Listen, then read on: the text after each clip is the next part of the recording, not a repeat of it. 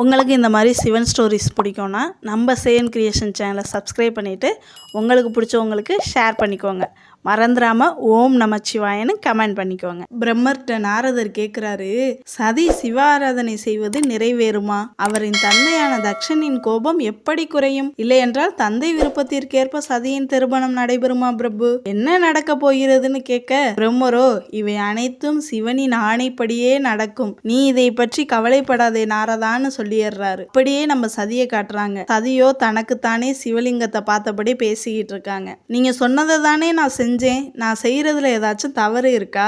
எனக்கு எப்ப நீங்க காட்சி கொடுப்பீங்கன்னு சிவலிங்கத்தை பார்த்தபடி பேசிக்கிட்டு இருக்கும்போதே பிரம்மரை பார்த்து முடிச்சுட்டு நாரதர் சதியை பார்க்க வர்றாரு. அப்படி வந்த நாரதர் சதி பேசுறதை கேட்டுட்டு, இங்க பூஜை நடக்கல, சோதனை தான் நடக்குது, அதுல நம்ம குறுக்கிட கூடாதுன்னு நினைச்சு நாரதர் கிளம்பிடுறாரு. அப்படி கிளம்பின நாரதர் தக்ஷன் மாளிகைக்கு போய் பார்த்தா மாளிகையில யாருமே இல்ல. மாளிகை வெறிச்சோடி இருக்கு. உடனே நாரதர் மகாராணி அறைக்கு வந்து பார்த்தா மகாராணி ஒரே சோகத்துல இருக்கத பார்த்த நாரதர் மகாராணி கிட்ட சொல்றாரு, மகாராணி, சதி சக்தியின் அவதாரம், கூடிய சீக்கிரமே சிவன் அவரின் பூஜையை ஏற்றுக்கொள்வார், நீங்க கவலைப்படாதீங்கன்னு சொல்ல மகாராணிக்கு ஒரே சந்தோஷம். இப்படி ரெண்டு பேரும் பேசிக்கிட்டு இருக்கும் போதே அந்த இடத்துக்கு தக்ஷன் வந்துடுறாரு. தக்ஷன் வர்றதை பார்த்ததும் நாரதர் கிளம்ப பாக்குறாரு. இந்த வீடியோவை நீங்க முழுசா பார்க்கணும்னு நினைச்சா கீழே இருக்க லிங்கை கிளிக் பண்ணி முழுசா பார்த்துக்கங்க. உங்களுக்கு இதே மாதிரி சிவன் கதைகள் பிடிக்கும்னா நம்ம சேனலை சப்ஸ்கிரைப் பண்ணிட்டு உங்களுக்கு பிடிச்சவங்களுக்கு ஷேர் பண்ணிக்கங்க. நீங்கள் கொடுக்குற ஒவ்வொரு லைக்கும் தான் நான் இந்த மாதிரி மேலும் மேலும் சிவன் வீடியோ போடுறதுக்கு எனக்கு ரொம்ப உறுதுணையாக இருக்கும்.